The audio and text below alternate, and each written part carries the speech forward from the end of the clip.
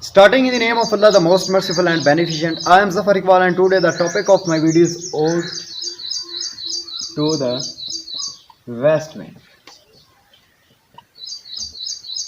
Poem which is written by P.B. Shelley in 1819 and published in 1820.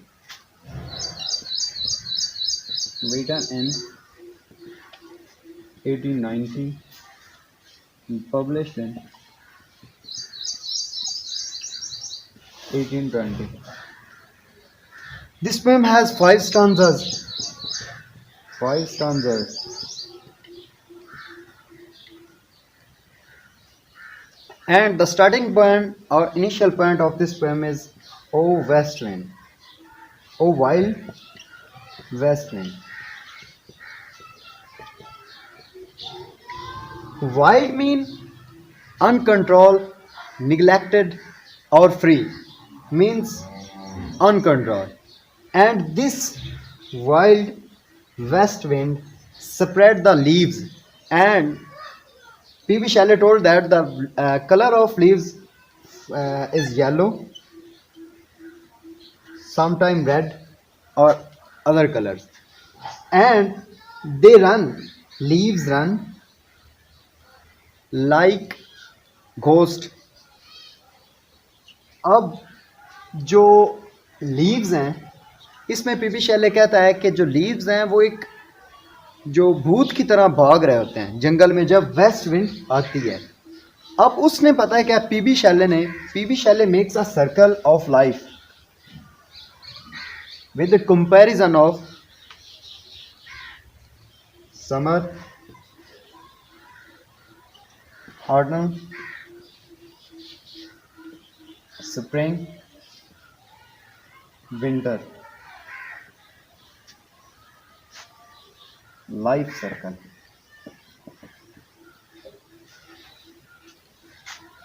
First of all, he told that when west wind comes, the autumns.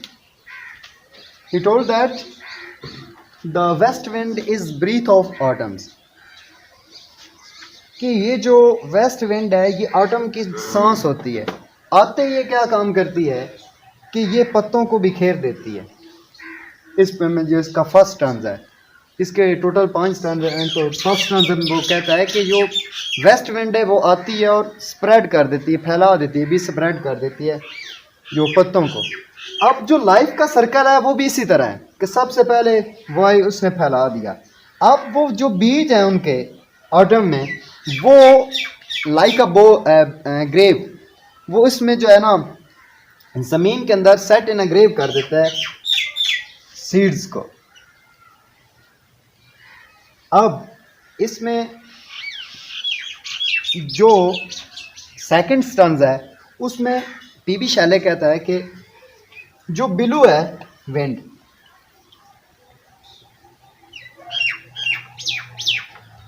बिलू wind is the sister of west wind, और जब वो आती है तो वो spring में आती है, स्प्रिंग के सीजन में.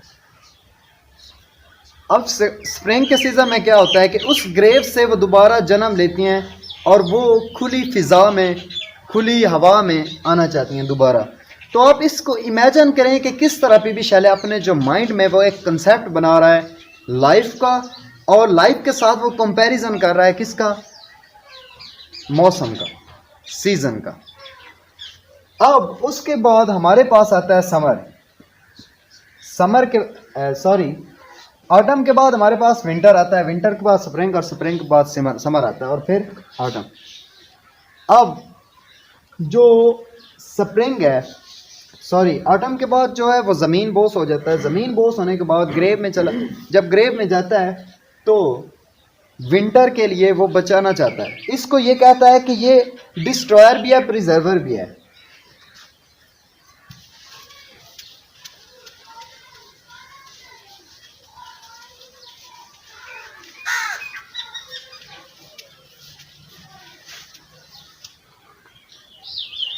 P.B. Shelley told that west wind are also destroyer and also preserver, यानी कि ये तबाह भी करती हैं और ख़ुद बचाती भी हैं। अब थर्ड स्टांजा में वो ये कहता है कि जो बचाते किस तरह और डिस्ट्रॉय किस तरह करते हैं। डिस्ट्रॉय इस तरह करती हैं कि जब आती हैं तो पत्तों को बिखेर देती हैं। ऑटम में दरख्तों के जितने भी पत्ते होते हैं वेस्ट विंड उनको गिरा देती है ज़मीन पर, और दोबारा उनको सेव कैसे करती है, प्रिजर्व कैसे करती है कि उनको जो विंटर सीजन है उससे बचाने के लिए उसको ग्रेव में लेकर चली जाती है नीचे। अब जो पीवी शैल है वो कहता है कि जो वेस्ट विंड है वो बादलों के बीच चली जाती है, बादलों को भी पत्तों की तरह बिखेर देती है। अब जो इस थर्ड स्टांजा है, थर्ड फोर्थ, उसमें वो कहता है कि उसका कंपैरिजन कर रहा है क्लाउड्स के साथ। क्लाउड्स मीन्स जब विंड नीचे से ऊपर जाती है, उसका कंसेप्ट चेक करें कि किस तरह उसने इन दोनों को कंपेयर किया है कि ज़मीन से अब ऊपर जाती है क्लाउड्स में और क्लाउड्स को बिखेर देती है, भी स्प्रेड कर देती है। अब वो भी होते हैं जो डांसिंग क्वीन की तरह जो है ना, वो इसका कंपेयर करता है, इसके रिलेट करता है कि डांसिंग क्वीन की तरह का भी उसके जो है ना ब्राउन हेयर जो होते हैं वो उड़ रहे होते हैं बादलों की तरह, बादल ब्राउन हेयर की तरह जो है ना इधर उधर बिखर जाते हैं। तो इसी तरह ये बयान करता है। तो लास्ट में वो कहता है, पीवी शैले कहता है कि ये एक लाइफ का सर्कल है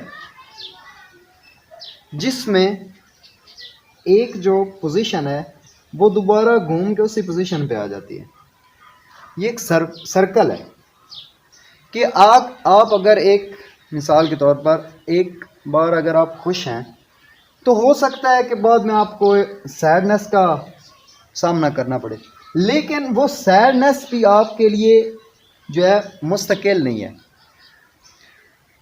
ये वापस आपको वहीं पे उसी पोजीशन पे लाकर खड़ी कर देगी।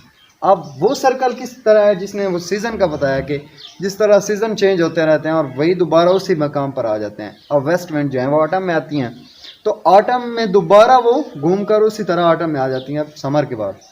तो ये थी हमारी आज की video ode to the west wind पे। उम्मीद करता हूँ आपको ये वीडियो बहुत अच्छी लगी होगी। अल्लाह हाफ़िज़।